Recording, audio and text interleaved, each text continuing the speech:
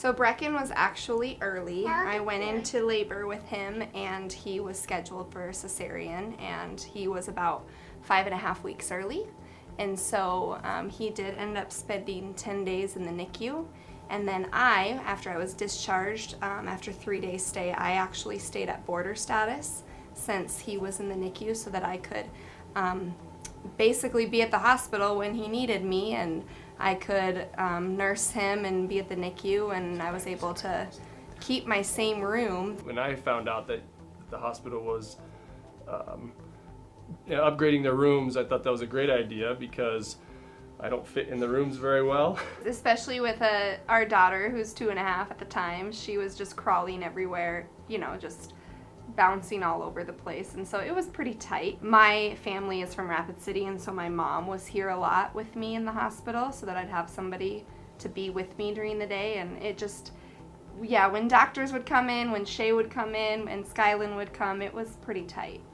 Trying to maneuver in and around the sink and into the shower area, it was frustrating at times, but that's why you're upgrading.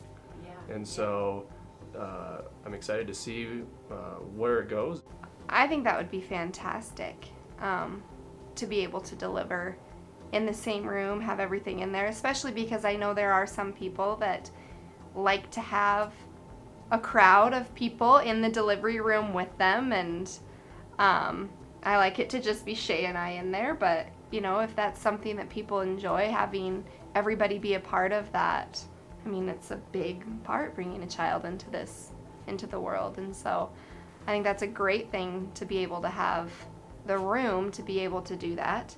The thought of going elsewhere to have different care never occurred to me. Not only because of Dr. Biggs, my doctor, but also because of the care that I had the first time here. Because of the care that you're given from the staff and the doctors, that I don't think leaving is an option. So I think the hospital improving the rooms is just going to be the icing on the cake.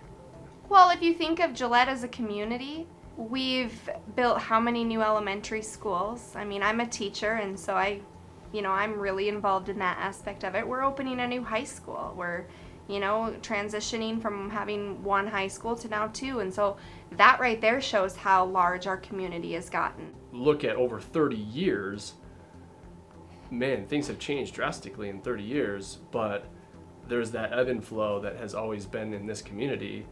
But the one thing, the common thread through it all, is they have a vision, and that vision is part of what this hospital is trying to accomplish. Without that vision, 10 years from now, you can't you'll be so far behind in technology, infrastructure, in everything, that you won't attract doctors here. I think it's going to be a great addition to this community, and obviously they won a recent award for care, and so I think that's a tremendous asset to this community. I think it's going to be something where it's just going to take that to the next level in my mind.